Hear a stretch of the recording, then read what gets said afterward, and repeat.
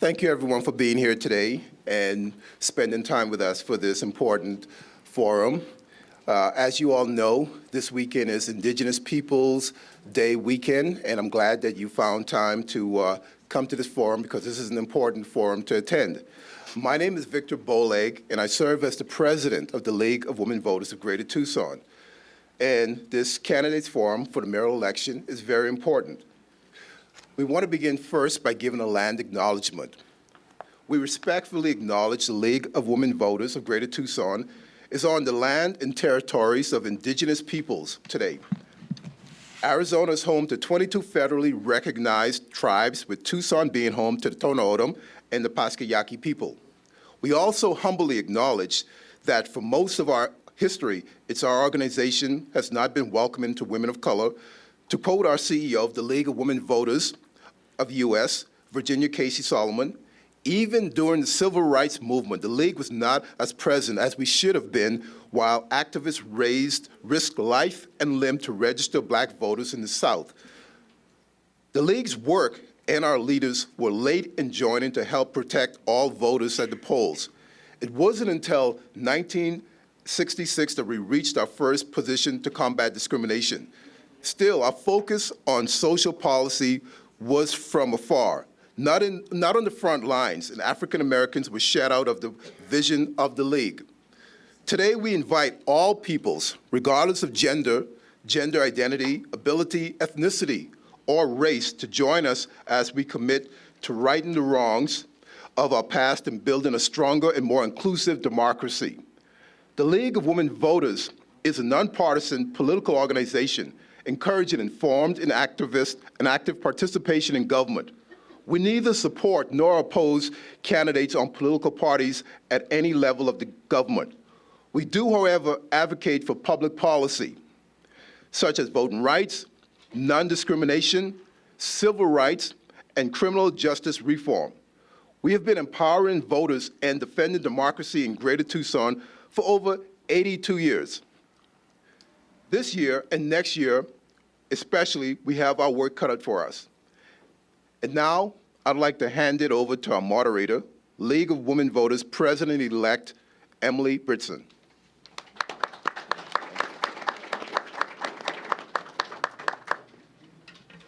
Oh, did you grab my papers? He's trying to steal my notes. Okay. So thanks, Victor, for your leadership and your remarks today. Welcome to the Mayoral Forum, which is being sponsored by the League of Women Voters of Greater Tucson, the NAACP, the American Association of University Women, and the YWCA. I'm Emily Bridson. I'll be your moderator for the discussion today. I don't live in Tucson, so I'm here as a neutral party. Assisting me today are League members Cherie Meeks, who is also president of the NAACP, and Ginny Simon-Taki, who will be our question sorters today. Allison Hughes, where is she at? Is she? Right here. Oh, good. Be our timekeeper today. Thank you for that. We do have 4 question gatherers: Audrey Harding, Frances Miller, Diane Murphy, and Susan Black. And then Rebecca Cook is on hand as our backup moderator. So on your chair, there was a card and a pencil to write down any questions that you have for a candidate. Raise your hand. We'll come around and collect the cards and give it to the sorters, who then pass your questions on to me. We'll sort the questions to ensure we do not have a repeat of one that has already been asked and perhaps in some other form. There are 4 candidates, so our time is going to be limited today. I apologize up front if we're not able to get to your question. For today's ground rules, our candidates have agreed to abide by the rules, and we ask the same of you. So please take a second, mute your phones if you haven't. And then we also ask that you do not record today's forum. Our timekeeper will raise the signs to signal how much time is left to speak. And once the stop sign is raised, then I'll interrupt to make sure that everybody has an equal opportunity to share their thoughts. Each candidate will have 2 minutes to introduce themselves and their platform to start off with. They'll have 2 minutes to respond to each question, and we will rotate with who goes first for each question. And at the end, we'll have 1 minute for closing statements. We have asked each candidate how they want to be addressed today, and we will honor their wishes.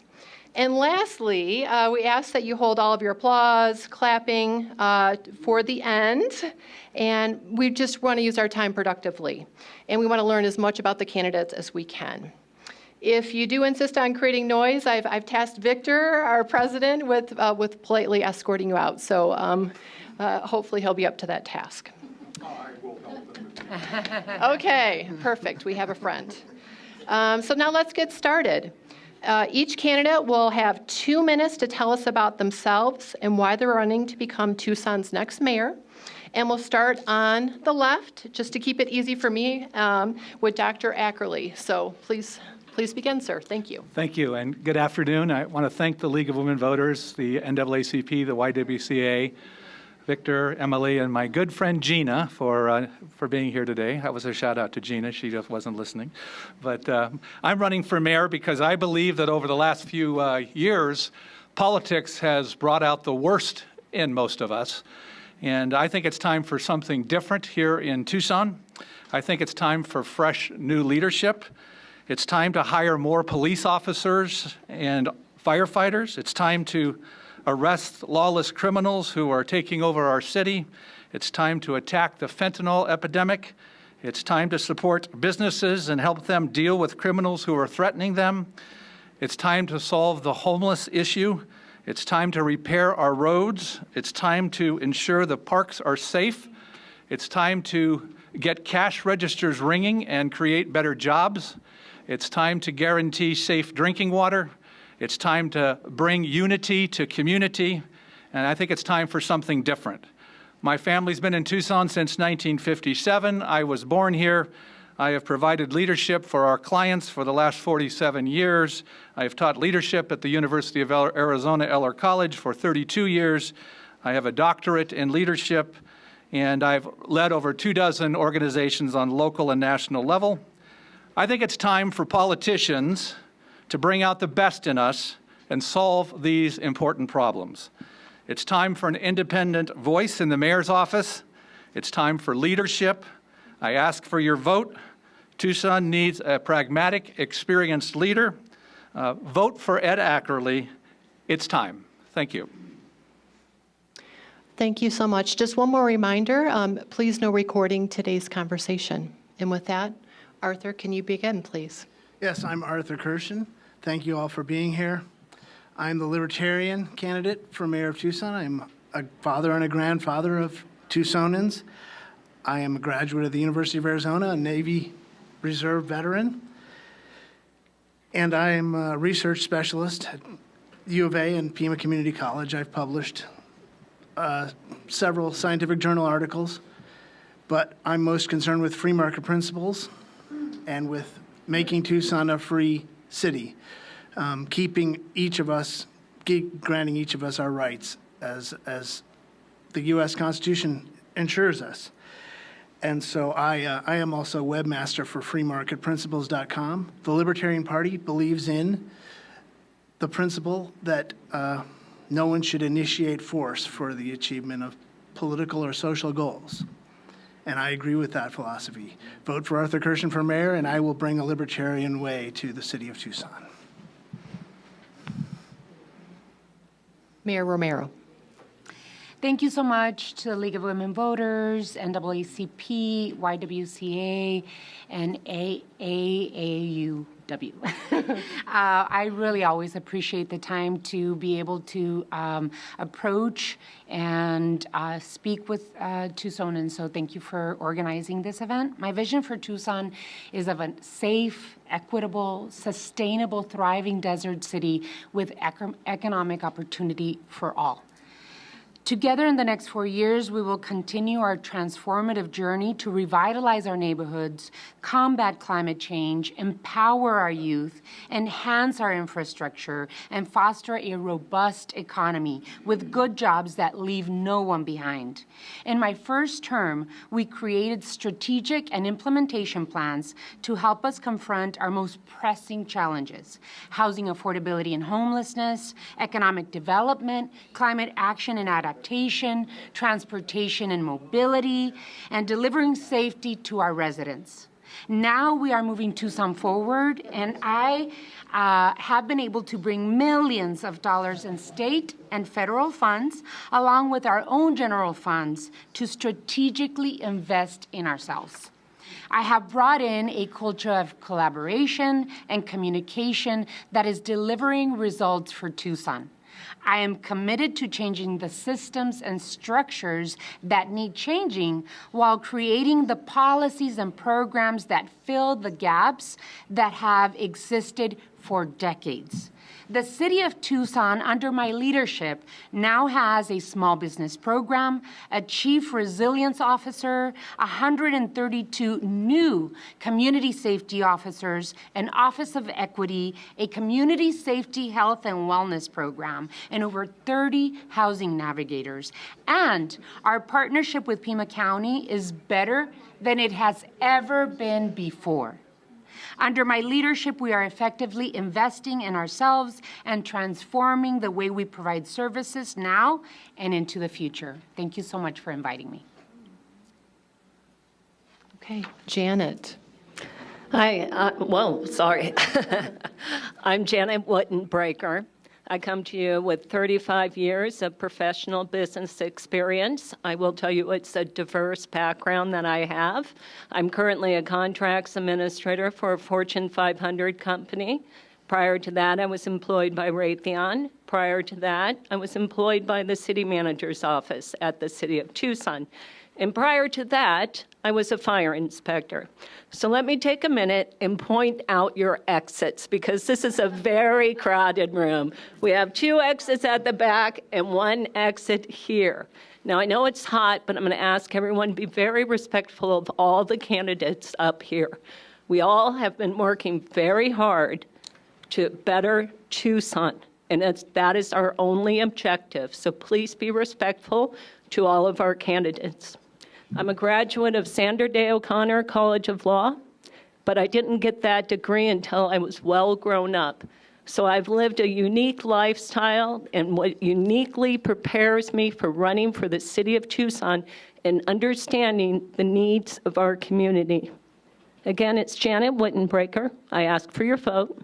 I am the Republican candidate, and I'm open to all ideas to improve law enforcement, to improve the homelessness issue, attack the fentanyl crises, and rebuild our roads. It's that simple. Then we can take care of the other stuff.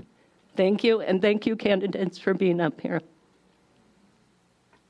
Okay, we know it's a really packed house today, so thanks for bearing with us. It's a little bit warm, just we could keep the talk down. I know I'll make sure to say the candidate's name ahead of time, just so you know you can hear who they are, hear who's speaking, and we'll do our best here. So we'll move on to our first question, which will go to Arthur. We'll move next in the order. So Arthur, what do you feel is Tucson's most pressing issue, and how would you address it? I think that crime is a pressing issue for Tucson, and we need to focus our resources on catching and discouraging criminal activity. We spend too much of the City of Tucson's resources on other social programs, and every social program we can conceive of has the greatest of intentions, but any social program, any spending program can be corrupted and put to the use of whatever politicians are in power at that moment. The libertarian principle is that government must be minimal, and the one job that the libertarians will always ask the government to do is law enforcement and preventing others from violating the rights of their neighbors. And so I believe that the primary focus of the City of Tucson needs to be on deterring crime, and that is our highest goal as the City of Tucson. Vote for Arthur Kerschen. Mayor Romero. Thank you. I believe one of the most pressing issues is poverty. City of Tucson has 19% poverty. I was elected in November of 2007 for the first time, and I've served almost 16 years. Back in 2007, poverty in Tucson was 24%. We've been able to bring down those poverty numbers to about 19%, but that's still above state average and national average. And so poverty stems, what happens is at the root of many, many issues in our community, lack of opportunity.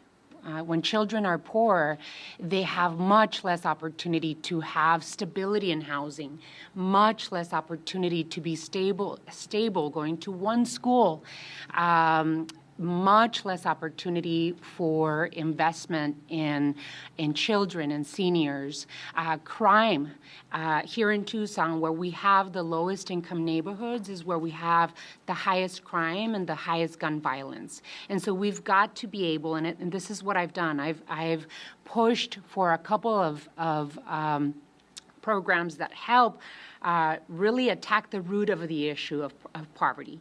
And it is economic development, making sure that we're investing in these low-income neighborhoods, infrastructure investment, investing in educational opportunities. The City of Tucson has expanded under my leadership KidCo opportunities, which is an after-school and summer program so that the kids have stability and working families can keep on working. And so that's one of the issues that I want to continue working on in the next 4 years. Economic development under my leadership, we brought thousands of high-wage, long-term jobs to our city. American Battery Factory is a perfect example. Pony AI is another company that we've been able to bring to Tucson so that we create high-wage, long-term jobs in our city. But educational opportunities, working with our school districts and our state legislatures so that we can invest in education. One of the programs that I've worked on as mayor is putting $1 million a year to the preschool program that Pima County created. Preschool, there's research that shows the more you invest in preschool, the better economy you have in a city and in a state. So we've got to continue investing in those opportunities. And then, of course, infrastructure investment is something that I believed in since I first got elected and before. Infrastructure investment is one of the most important responsibilities of government, and that is something that I've been working on for years in our city. So poverty, continue tackling it. It's a hard societal issue to tackle alone. So we need to make sure that we're partnering with Pima County, the state of Arizona, and the federal government so that we can see the results in the city. 12 years, we've brought down poverty in our city. We want to continue pushing those numbers down. And like I said, creating a thriving, bright, vibrant desert city with economic opportunity for all. Janet. My number one priority is fighting fentanyl. And in fighting fentanyl, you reduce poverty vastly, you reduce crime vastly, and you reduce homelessness vastly. We know 80% of our homeless population is due to substance abuse. And you crack down on fentanyl through law enforcement. There are certain core services that your city is to provide for you. And law enforcement, public safety is a big part of that. And we know in Tucson that our safety is jeopardized frequently each time you go to the store, each time you go to the parks, each time you encounter someone who's under some sort of narcotic, or you see a person shoplifting in a store. And so, as mayor, I will build up our police department, and it will take a lot of money, a whole lot of money. I would suggest probably the $630 million that was given off to community enrichment, the community enrichment program under the city manager's office. Law enforcement is our friends. Fentanyl is not. It's killing people. It's hurting people. It's inhumane to allow for people to live in encampments. It's dangerous. And we as a community, not just your government, because by the way, I'm one of those people that believes when your government tries to change things, they actually end up screwing it up.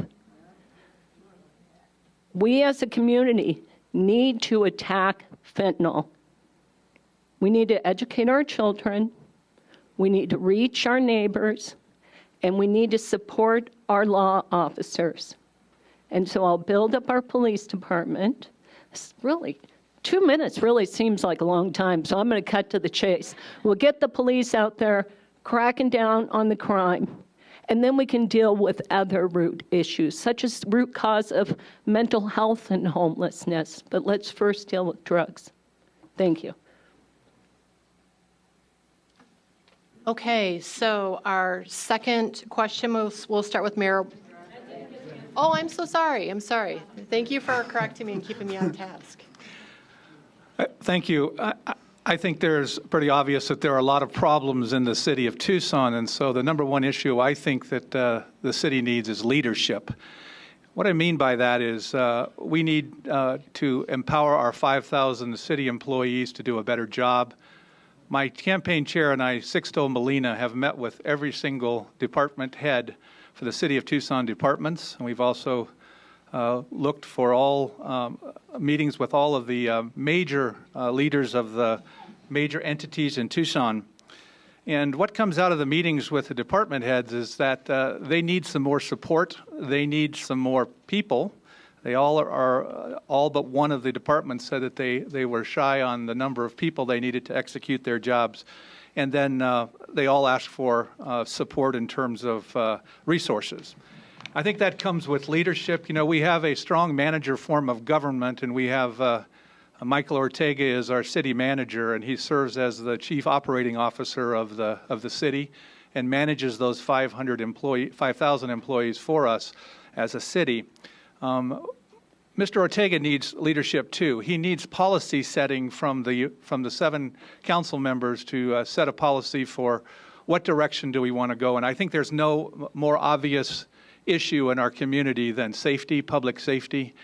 We are operating with 761 police officers right now. When my high school classmate, football player classmate, was Police Chief Roberto Villaseñor, he had close to 1,400 police officers at his command. And right now we have about half that, and we're trying to sustain a fentanyl crisis and a crime issue that with about half the resources that we need. So I believe leadership is the issue, and I believe that that helps us with public safety and all of the issues that come with good, positive leadership. Okay, so now we'll move on with the second question, which will start with Mayor Romero. What have you done or will do to reduce gun violence besides giving out gun locks?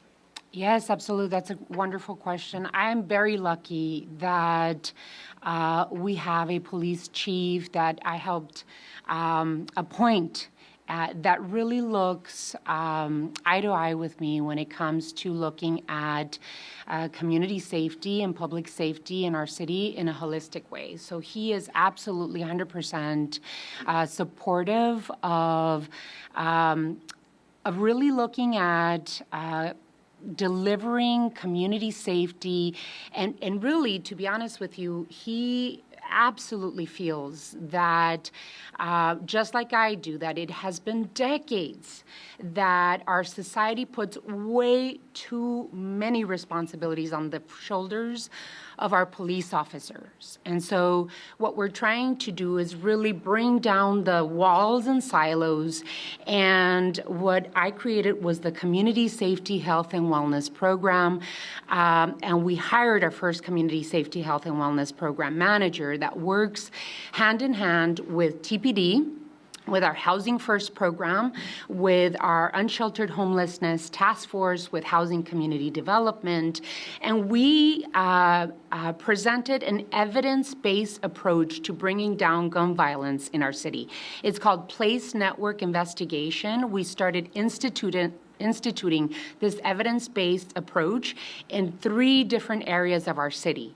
Because it is a holistic approach, right? All of the departments gather with neighborhoods and residents. One of the areas is Campbell and Valencia. The other area is Grant and Alvernon. And the other area is 22nd Street. And in these areas where we're working with businesses, neighborhoods, housing community development, code enforcement, environmental services, TPD, all of these, we're buying into improving these areas of our city. 75% gun reduction in just one area, 88% gun violence reduction on Grand and Alvernon. So P&I is evidence-based, it's working, and it's a holistic approach to delivering public safety in our community. Okay, thank you. Janet? As your next mayor, I will take an oath to protect your rights. That includes the Second Amendment. You are free-willed people. You need to educate yourself to the importance of gun safety. I personally was accosted down at my park by a man who was carrying a weapon, a knife or a sword. I don't know what to call it, not quite a machete. We'll leave it at that. And so I decided I should carry, and I took lessons. And when I took lessons, the first shot I cried. I'm not a person who handles guns. And they got me through the lesson. But I'm not prepared to handle a gun, so I don't carry. But you have a right to carry, and you have a right. Those rights are the protection under the Second Amendment. But we need to educate people on the importance of gun safety. Don't just pick up a gun and carry it. That's not a smart idea. You need to have the tools, how to use it properly, and how to protect yourself if you feel that it's necessary. If it's necessary. So, that is the extent of my role as mayor, will be to protect your rights and govern at the consent of the governed, and that's what I shall do. The city, however, may have a unique ability to influence people so they understand the importance of gun safety, keeping their guns locked up, and also educating their children on the dangers of guns. That's it. Thanks. Thank you. Dr. Ackerley? Thank you.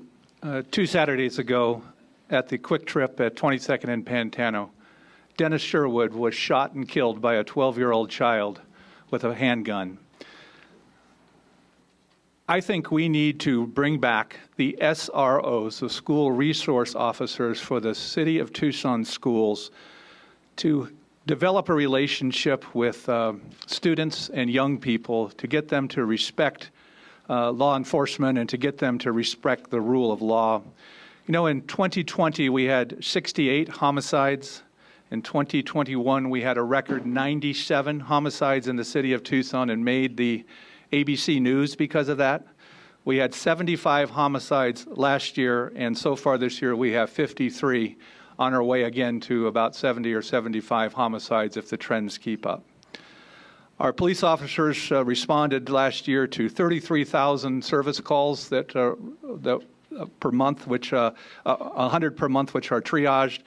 And Tucson Fire responded to over 100,000 calls in the course of the 12 months in 2022. We have 761 officers, and Chief Kazmar wants to get to about 300 community service officers as soon as possible. We just don't have enough police officers to manage a city, the 33rd city in the United States of America. We simply don't have enough personnel out managing the criminals that are seemingly taking over our community. We need to get back up to 1,000 police officers by 2025. There's a budget line for 163 officers now that are unfilled. We need to recruit and retain the officers that we have, and we need to go in the state of Arizona and recruit some officers that are already accredited with state qualifications, and then go outside the state of Arizona as needed to bring in some other officers as well. We're trying to fight crime with not enough officers. How was that, Allison? Was that good? Thanks. Arthur. I favor the rights of every citizen of the United States to keep and bear arms. I think it is not the appropriate role for the city of Tucson to attempt to regulate firearms, but I believe there are plenty of laws that can be enforced that will deter gun violence, including just arresting people for threatening to shoot their neighbors with a gun. We don't have to wait until a homicide has actually occurred. But it is our job as a city to enforce the laws and to protect the people. And that means we need to spend our resources on the job that we've been assigned to do.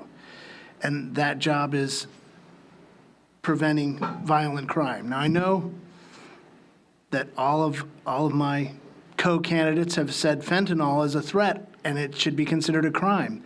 You know, when I was a child, people talked about marijuana as if it was going to kill everybody if they engaged in it. But here in the city of Tucson today, we have a thriving industry, and you might not like it. It's pretty nasty to go walking by the various marijuana stores we have around town, but those are free businesses that are engaged in business practices, and they can't be considered violent because they're part of our economy.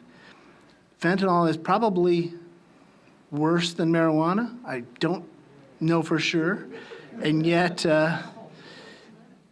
we each have the right as a person to choose how we live our own lives.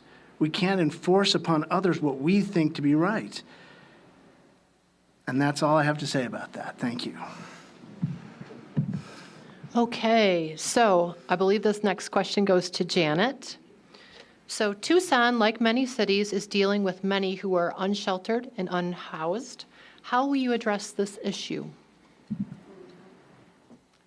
So, one, I would enforce and I would empower our officers. I wouldn't personally go and enforce, of course. I would empower our officers to enforce our ordinance, which prohibits the solicitation of funds on anywhere near vehicular traffic.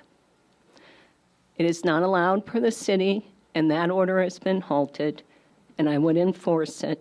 Fentanyl pills are very inexpensive, and as such, the person can work a corner and get enough money within an hour or so to be high for the entire day. Now, homelessness is tragic, and it's multifaceted. It's very complex, and we know that. But we know 80%, 75 to 80% of that is attributed to substance abuse. If we don't get a handle on this situation, we're not going to be able to reach the people who truly need our help. Again, I will say this is a community issue to solve. We have some wonderful charitable organizations that go with open beds every night.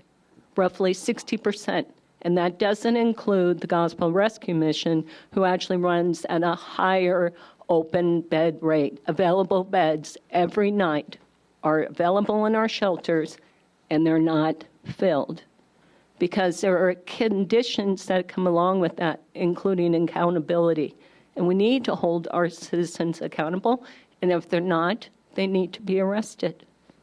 And that is it. Dr. Ackerley. This is an important issue for our city. I've lived here all of my life, and I've never seen the issue of homelessness as bad as it is currently. So I think we need leadership in this area. One of the things that Sixto Molina and I have discovered is the best way to handle some of this is to disruption. we're allowing people to camp in urban camp in parks and behind stores and in washes and so forth. We need to disrupt that. We need to move them along, and we need to move them to empathetic help if they need help with substance abuse or mental health issues. But we also need to disrupt and enforce law enforcement issues related to this. And the reason that there's people on medians and in front of stores begging is because they can. And if we say that they can't do that anymore and enforce that in a venue, a municipality up north, they actually, say no begging, but they also find the person that gives that beggar money. And they enforce it from the supply side as opposed to the demand side. And that's something I think we need to look at. The empathetic approach to this homeless issue, if someone is indeed homeless because of economic conditions or safety issues or domestic violence or mental health issues, we do have organizations like the HSL Family Foundation Center for Opportunity on South Palo Verde Road. 11 states have come to that organization and looked to see how they are working. One country so far has come there. I believe that is the solution for empathetic approach to those people that need the issue. But the people that are creating a fentanyl habit here, those are the ones that we need to enforce, and we need to give them choice A or B. They either go get some help or we incarcerate them. Arthur. Homelessness is a problem in Tucson, but I think the city of Tucson is spending its resources to actively encourage homelessness by providing free shelters, high-rise apartments that used to be used by regular citizens are now being used as homeless shelters. Private charities need to be asked to step in to stop homelessness. A private hotel or a private homeless shelter can legitimately insist that people not participate in drug use or fentanyl abuse in their facility. We legally, under the laws that exist today, could enforce the laws against drug abuse in those homeless shelters, and yet those are the most rampant locations for drug abuse, and the homeless will tell you that people are using drugs in those homeless shelters. I believe that we need to stop encouraging homelessness by having the city subsidize it, and we need to enforce laws against things like shoplifting and trespassing. And those are the ways to solve the homelessness issue, and encourage private churches and charities to help those homeless people and to get them jobs. And I believe if the government is spending less of the resources of our economy and the city is spending less of those resources, we'll have more thriving businesses and more jobs will be available. Thank you very much. Mayor Romero. Thank you so much. When I became mayor in 2019, there was no organized plan to use our resources to address the need for more affordable housing and the growing parallel crisis across our country of unsheltered homelessness and fentanyl and opioid epidemic. What we have developed since I became mayor and under my leadership and with the support of Chief Kasmar, our city manager, and our city council, we've been able to develop a Housing First program that is a piece of the puzzle that we partner with other providers and nonprofits in our city to be able to provide that gap. We've never practiced that in the city of Tucson.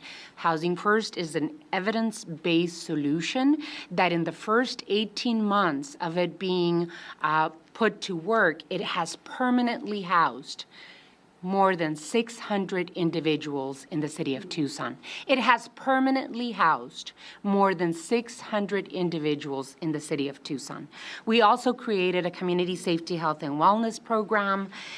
We hired a multi-agency resource coordinator. Her name is Mari Vasquez. She's paid both by the city of Tucson and Pima County, and we created a task force that we invite Pima County into, all of the departments that deal with unsheltered homelessness in our city. And we're thoughtfully putting our, prioritizing our investments and putting our resources, our limited resources, to work in the city of Tucson. So we have incredible evidence that the work that we are doing in terms of homelessness at our city is working. We are hiring, like I said, we have 132 community service officers that really alleviate 60% of the work of encampments are taking off of police officers, and we're giving it, putting the right work in the right hands. Thank you, Mayor Romero.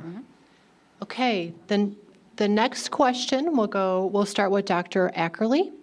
And it is, how will you address pressing environmental issues such as water security and increasing temperatures? The city has a limited role in climate change. We can only enforce what the city of Tucson owns and operates. We can't enforce global warming issues or mitigating global warming on a city ordinance basis. It's not within the city charter to do that. We can't encourage businesses and individuals. I go back to the Beat the Peak in the 70s was a great campaign that was run by the city to, the water table had dropped to about 4-year supply, and with the Beat the Peak project and people ripping out their front yards and conserving water, we have, the water department says 50 years worth of water in the water table now, so we've brought the water table back. On the side, they also say that it's more like 100 years, but because we're reserving water out in Avra Valley, and we're also banking water for the Metro Valley of Phoenix out in Avra Valley as well. So our efforts as a city has been good in terms of water conservation. I think the city could be a bully pulpit for encouraging this in Tucson, but we can't legislate that people do anything necessarily. We have to encourage as opposed to legislate, because it's, again, not within our city charter to do that. These are state and federal issues, mostly federal issues that we have to address.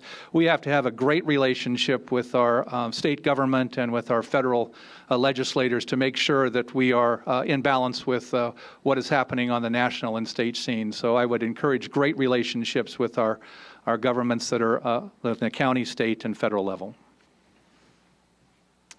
Arthur.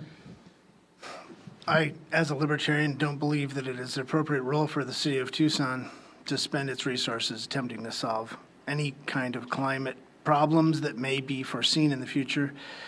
The theory that we may be entering the next ice age or entering into a hot period is just a theory, and we need a lot more scientific research before we know whether increasing CO2 concentrations, which have been documented, will have any kind of impact on the environment in the short term.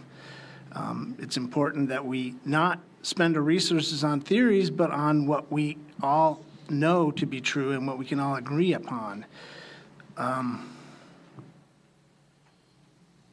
The water table rising is great news, and I think that the law of supply and demand is the way you deal with shortages of issues like that. As the water gets lower and lower and harder to get, we need to raise the price, but that's what the water companies will do, or whoever's providing the well services, and it shouldn't be the city of Tucson.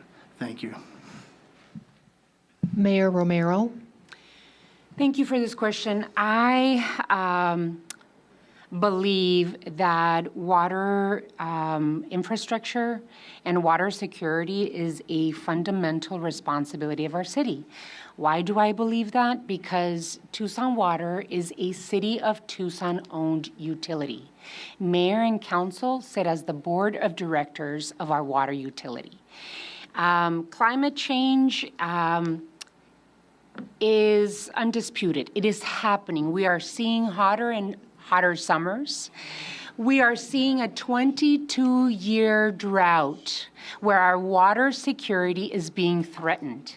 And I believe that cities should act on climate. As a matter of fact, one of my planks as I ran for 2019 is promising the people of Tucson that we would act boldly on water security and on acting on climate change. And we've been tremendously successful in the city of Tucson, passing a climate action and adaptation plan and working on implementing it. And right now, because of the Inflation Reduction Act and Infrastructure Act that our Congress passed, we've been able to bring into Tucson millions of dollars to secure the implementation of climate change in our city. And we are moving fast and furiously forward, and it is for water security, for water. We do not have a city. We do not have an economy if we do not have water in our city. Climate change is real, and we are acting on it here in the city of Tucson. And we're securing, by the way, water security in 100 years into the future because of the work that we're doing in this Thank you, field. Mayor Romero. So just as a reminder, please hold your comments to the end so we can get through as many questions as possible and really listen to the responses. Thank you. Water security is, in fact, very important to a desert city. So much so I'd be inclined to ask, why did we return some of our cap water to the lake, forgive me, in the Colorado River, excuse me. We all have a duty to protect our earth. That is your duty. That is not the duty of your government. Mayor Romero is in fact correct.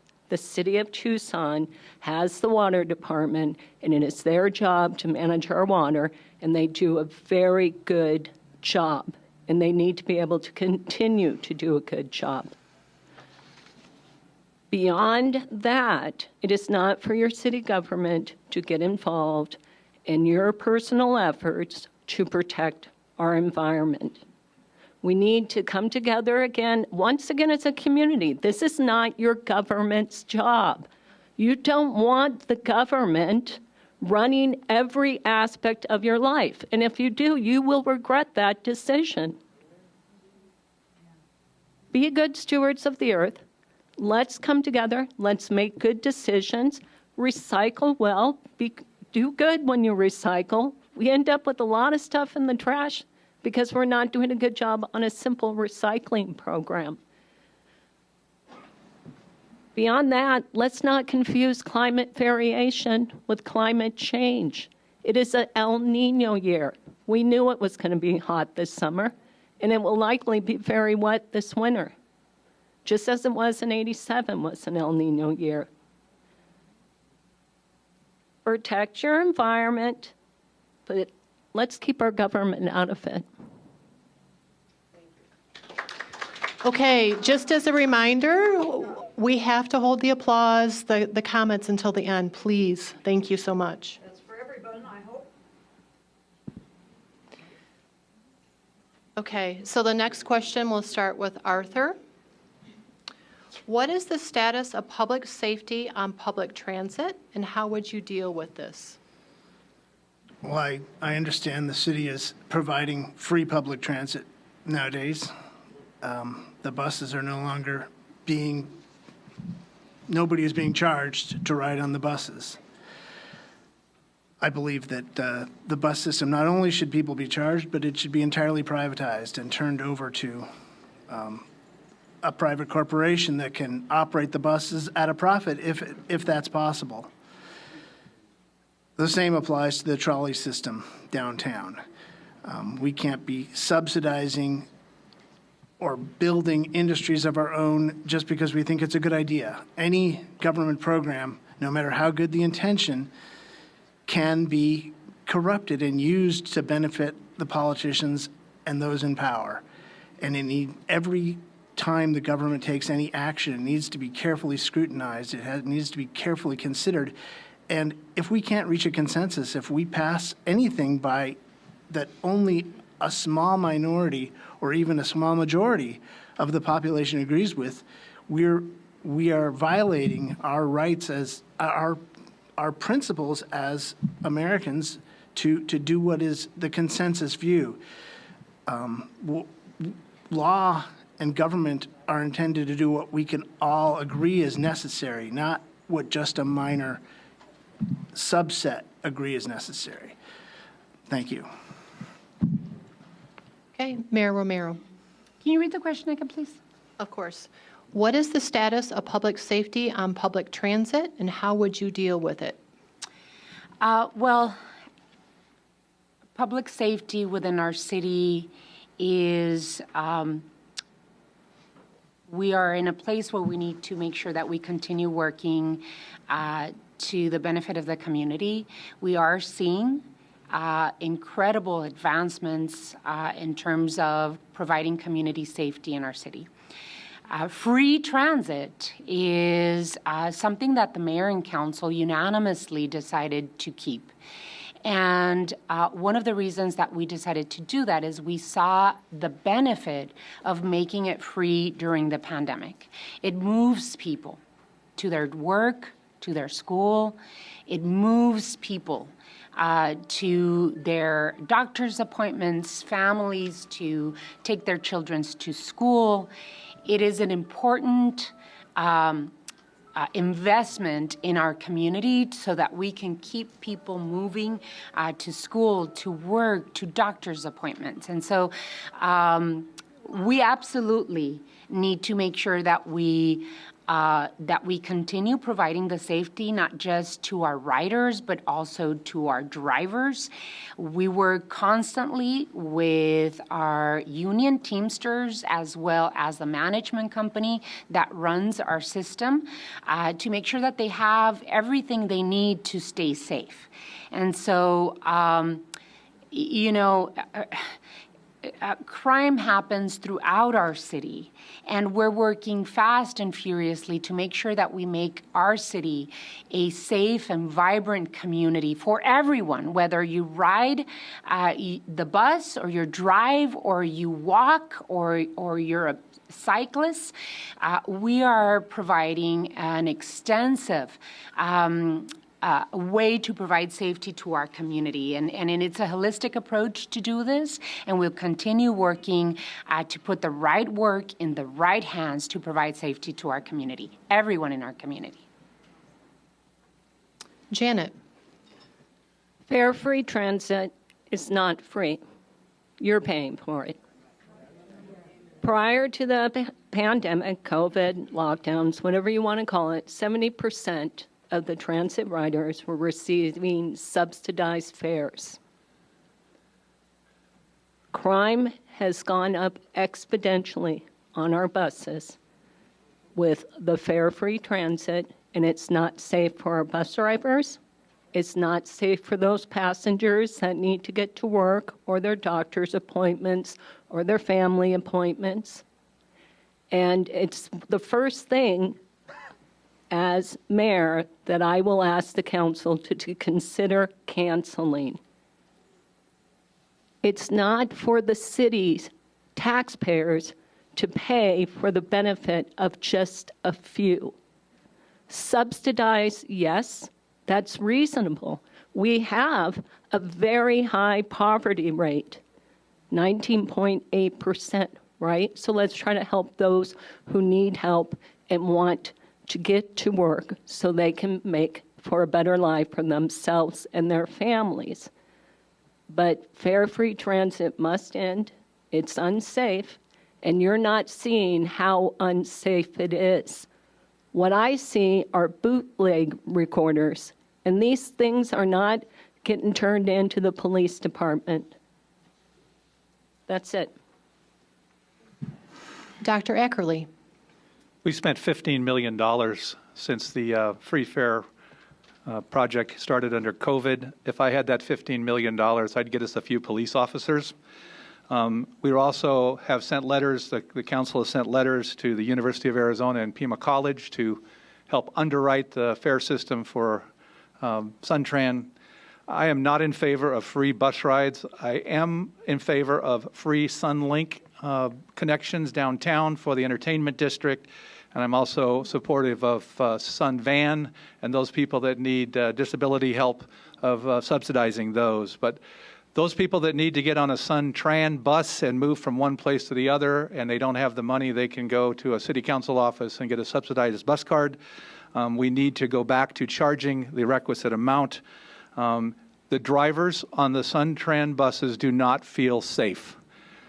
Those riders that are not part of the cabal of homeless, lawless people that are using the Sun Tran as trash can need to get off the bus, and we need to return the bus to people who are using it for services to get to and from doctors and school.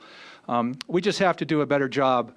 I think immediately what we could do is engage some retired police officers to serve as monitors in the interim so that we can get the buses back to safety and get them back to using them.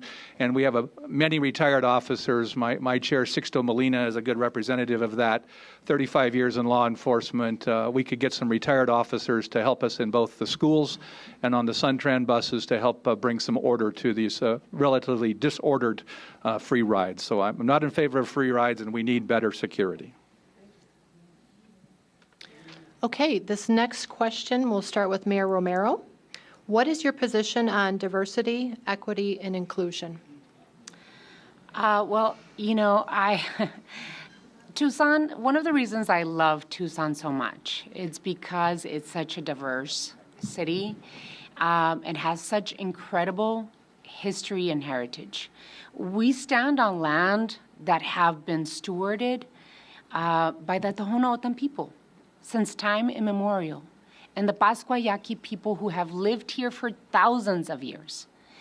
And that history is where I base my decisions in terms of like what can we do as a city to be able to, one, celebrate the diversity and the history and the heritage that we have, that runs through all of us and builds that commonality of who we are as Tucsonans.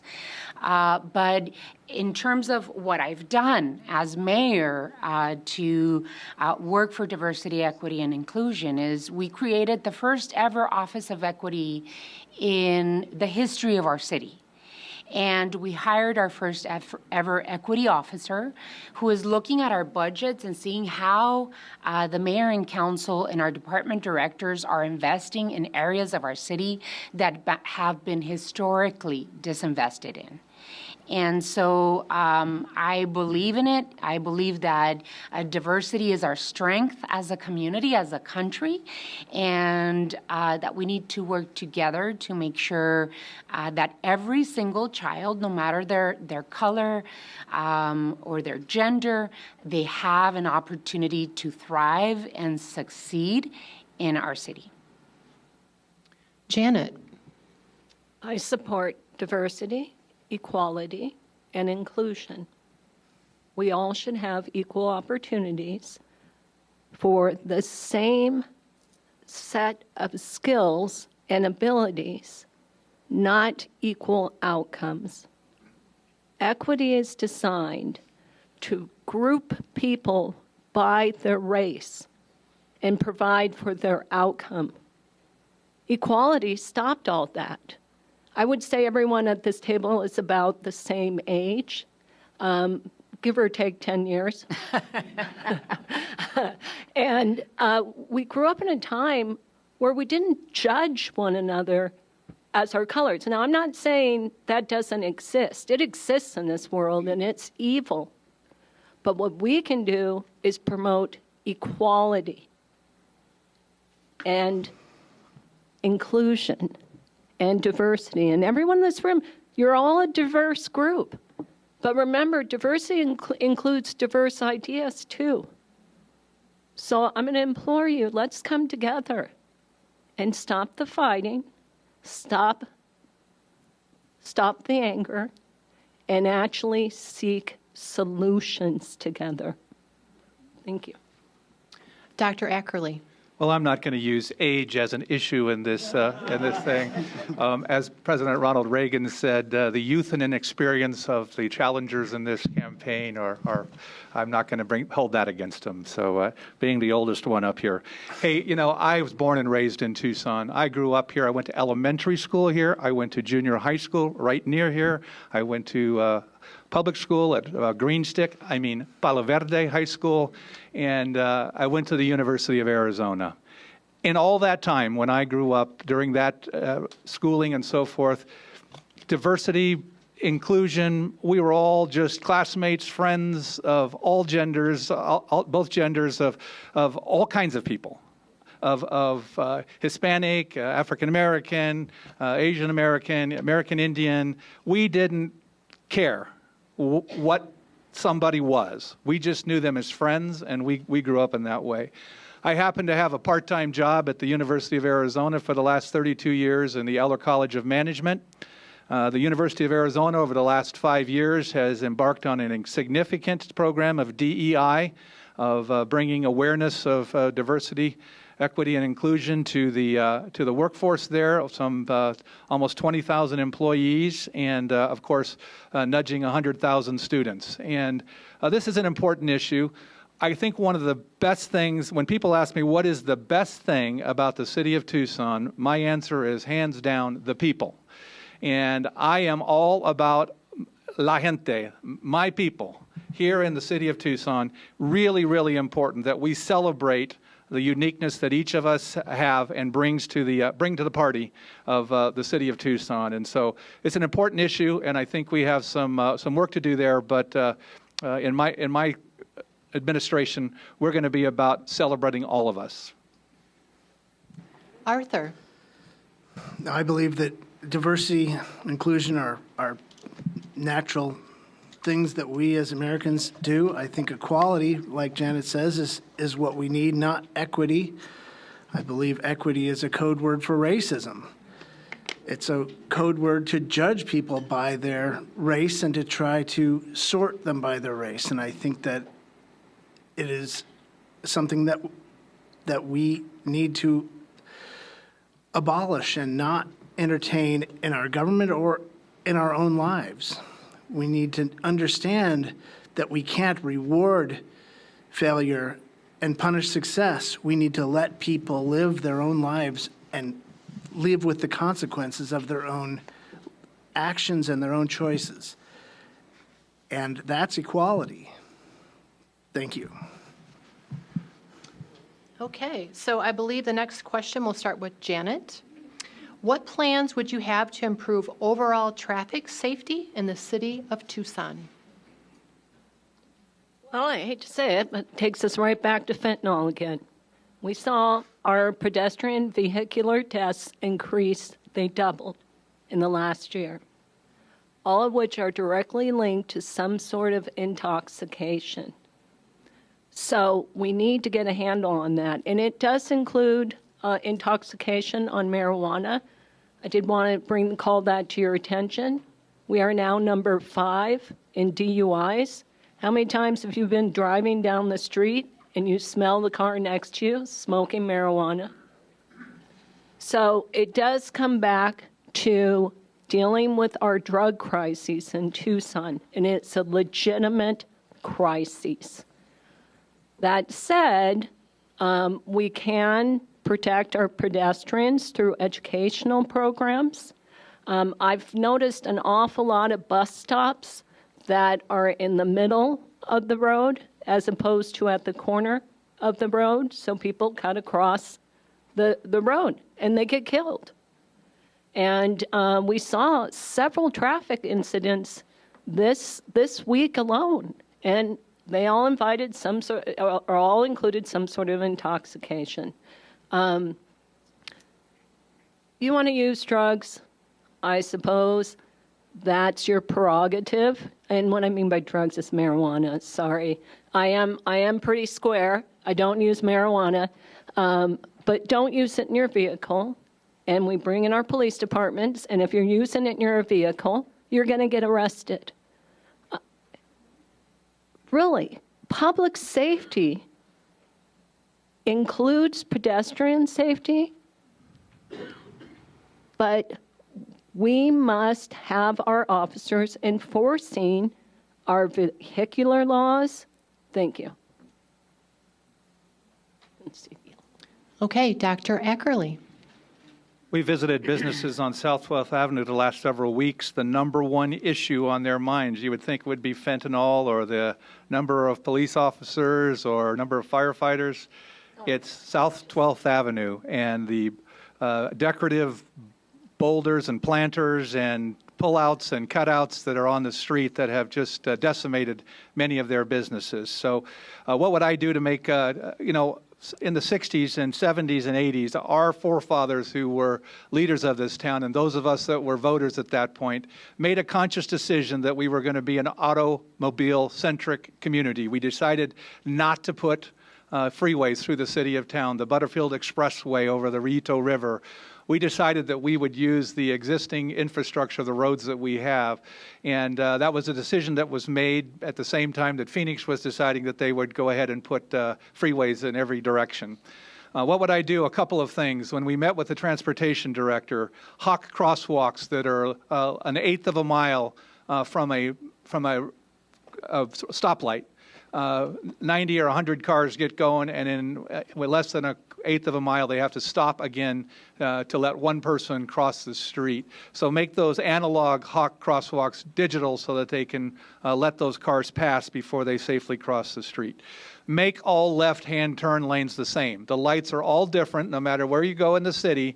You either have to stop, you either have to wait for the red light, you have to go when it's flashing yellow. I'm against the 5th Street reducing that from 4 lanes to 2 and making it a bike lane. I think that's a mistake. And the city manager made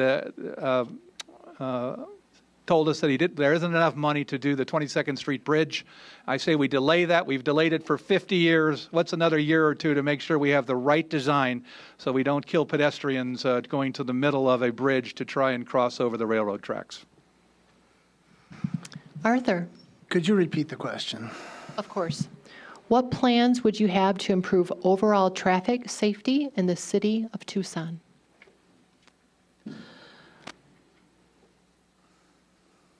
I believe that our homeless problem contributes to a lot of traffic hazards, and by strict enforcement of laws against violent crime and things like that, and by discouraging homelessness instead of encouraging it, we would improve traffic safety. I agree with some of the things that Ed has said about uniformity of our traffic lights, and keeping the roads nice and smooth might help too. Thank you. Mayor Romero. You know, I've been working on pushing for infrastructure investment since I first became a council member in 2007. And I believe that infrastructure is one of the most important services and responsibilities that governments must provide to our community. And so with that in mind, I've pushed, and I led on and successfully helped pass Proposition 411, which will put $600 million to repair every residential road in the city of Tucson. $600 million in the next 10 years. $150 million on top of that will be for pedestrian and bicycle safety improvements. Yes, I agree with Janet. We kill way too many pedestrians and bicyclists in our city, and we've got to be able to use infrastructure to protect people that choose to ride or walk to work. A lot of people can't afford a car. So we have to protect those that are using our transit system, our roads, either as pedestrians or bicyclists. We help bring in more than $25 million because of the cost for our construction projects. 22nd Street Bridge, which is an important connector from east and west of our city. We've been able to bring millions of dollars of infrastructure investment money that the federal government would otherwise put in other states or other cities. So we're already leading on this. We're already putting millions of dollars, never seen before, in pedestrian and cyclist protection. We are basically basing our decisions on Move Tucson, a long-term resident-based implementation plan for our Thank you, transit Mayor and Romero. transportation systems. Yeah. Okay, the next question, we'll start with Dr. Ackerley.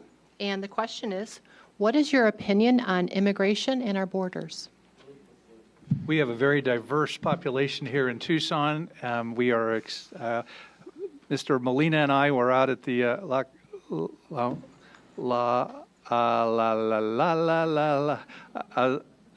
Sixto, what's it called? Alitas, okay. Las Alitas, which is the immigrant center out on Drexel Road. We saw about 500 Guatemalan young men come in and get work through the system to go into different areas of the country and get adjudicated to their foster families or their sponsor families in different places. Tucson is obviously, because of its proximity to the border, is a place where a lot of people are coming through. The county is facilitating the majority of that because of their issues with the state and federal dollars. Immigration, we are a land of immigrants. This is an important issue, but this is a county, state, and federal issue. The city of Tucson, again, but it's not in our city charter that we have the money out of our general fund to adjudicate and or house and spend money on immigrants coming through. That has to be the responsibility of the state and of the federal government. However, we are a welcoming people, and we open our doors and love the people that come to Tucson and have come to Tucson from all over the world and continue to do so. And I think we need to be empathetic and concerning, but we also need to enforce our municipal laws and make sure that what we can do as a city, provide clean parks, safe streets, and clean water to those people that come through our city is what we can do, because that's what the charter tells us. The charter does not tell us that we need to be immigrant enforcement officers. Arthur. I believe that an open border is something that we should have in the United States.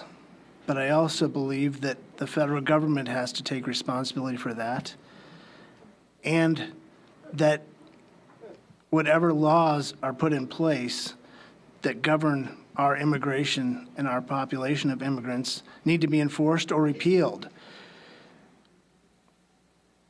I, as a libertarian, believe that laws about a minimum wage and laws creating social welfare programs should not be in place, and that people should not be coming to the United States to see what they can get, but rather what they can do.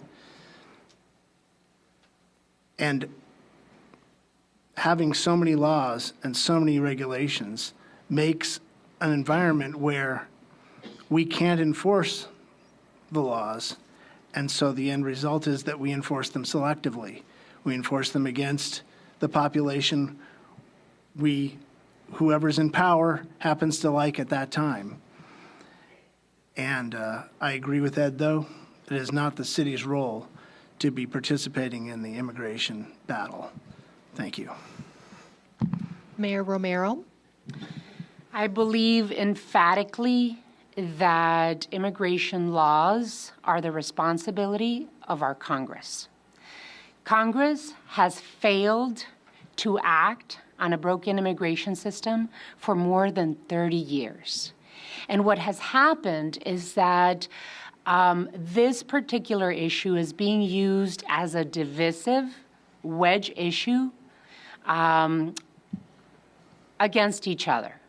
And so I think that Congress needs to do their job. That's why we pay them to create laws, and if they're broken, they need to fix them. So saying that, You know, I just came from a funeral of our spiritual leader, Father Ricardo Alford. He passed away 2 weeks ago. And Father Ricardo Alford really guided my husband and I, my children, to really practice our faith. Our faith tells us to help those that are in need, to be good neighbors, to help each other. And because of many complex issues, many people leave their country without wanting to. And so here in Tucson, we live 60 miles away from the border. And so we are going to see people from not just Latin America, but we are now seeing throughout the world. And one of the responsibilities that I have as a human being, as a woman of faith, is to help those that are coming through and that are in need. The city of Tucson does not spend general funds that are not replaced by federal dollars. So any penny we spend, we charge the federal government for helping feed people and house people in the most distressed time in their life. Thank you, Mayor Romero. Okay, Janet. I do not support open borders, and I do not support the city of Tucson accepting federal funds to house illegal aliens. My family came to the United States legally, and I am only just a second-generation American. There is a legal process in place that has worked for years. It has worked for years. We have a wide open border. But, to Ed Ackerley's point, this is not the function of the city. The city needs to get out of housing illegal aliens, and they need to focus on what the city charter calls for our city government to do. It's that simple. Okay, we have about, looks like about 12 minutes left. If you're amenable, we'll start with Arthur. That's where we are in the process. Would you like 2 minutes for a closing statement? Is that amenable with everybody? We're going to give you one. Is that okay? Yeah. Okay. Yeah, that would be great. All right, Arthur, please begin, sir. I'm Arthur Kerschen. I'm a member of the Libertarian Party, and I know that a lot of people aren't always familiar with the principles. The one core principle of the Libertarian Party is that we oppose the initiation of force for the achievement of political and social goals. We have to be good Tucsonans. We have to help each other and respect the rights of others.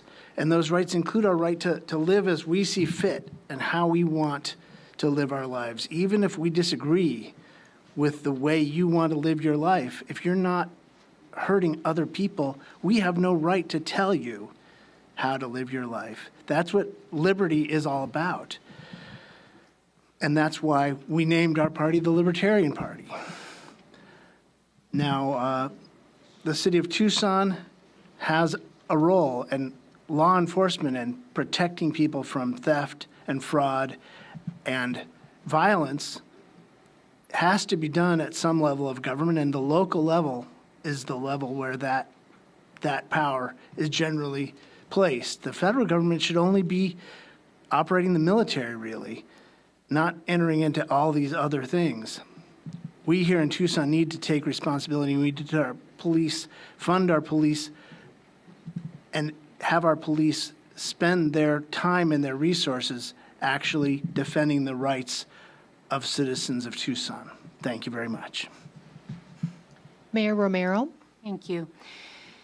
Thank you so much to the League of Women Voters, NAACP, YWCA, UW. Look at this. Thank you so much, all of you, for coming to this forum today and inform yourself on the candidates. And thanks to my fellow candidates for running.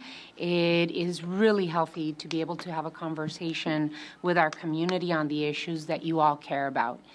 In 2019, I promised voters that I would act boldly to transform our city and reimagine how we deliver services to our residents. and I have delivered. My record speaks for itself. You know who I am. I've dedicated myself to public service, and I'm the experienced leader you have elected for 16 years. Decades worth of unmet needs and lopsided investments have resulted in the complex problems we face today. I've set out to innovate and collaborate, creating the long-term solutions to move us forward. My holistic approach that uses data to drive our decision-making and invest our resources strategically works. In the next 4 years, I am committed to creating a safe and vibrant Tucson with economic opportunities for all. I will continue to bring in necessary funds and work with all Tucsonans to create a culture of yes. Yes, we are investing in ourselves, and yes, we can continue investing in ourselves. We have much left to do, and I'm asking for your vote today. Thank you so much. Janet. Thank you. I decided to run for the mayor of Tucson because I am highly dissatisfied with the way my city is being run. Our crime is out of control, the homelessness is out of control, and our infrastructure is failing. I invite everyone in this room to take up arms and run for office. This is your government. This is how you make change. I compliment the people sitting up here today, representing their party. But the Republican Party is the party of fiscal conservative policies. And that's how we get back to restoring Tucson to the old Pueblo that it once was. When I came to Tucson in 1993, I instantly fell in love. And I no longer love my city, and that makes me horribly sad. So I had one choice: run for office or move. And I decided to fight for Tucson. So I ask you to vote for me, Janet Wittenbraker, the Republican candidate for mayor, the conservative candidate that is going to turn Tucson around. Thank you. Okay, Dr. Ackerley. I would be remiss if I did not thank Your Honor for 16 years of service to the city of Tucson. Thank you, Regina. I really appreciate your service, and belated happy birthday to you. However, instead of planting of 1 million trees, let's fill 1 million potholes, and let's get 1,000 police officers by 2025, and let's empower TPD to attack this problem of fentanyl and homelessness. Let's make Tucson beautiful. Let's clean the streets. You know, running for mayor has been one of the most important professional accomplishments and honors of my life. I thank you for being here. I thank the organizations that put this together today.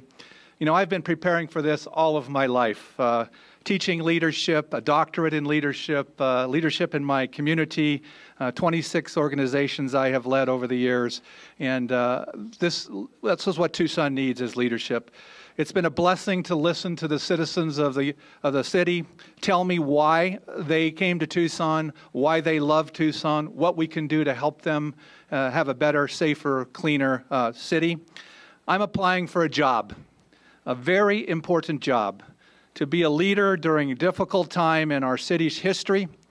We need to solve these problems that threaten our safety and our economy and our future. I know how to do this. I know that if we come together, we will put unity in community. We need a strong, pragmatic leader in City Hall. Please vote for me, Ed Ackerley, a pragmatic, independent leader for Tucson. It's time. Thank you. Okay, what about a round of applause?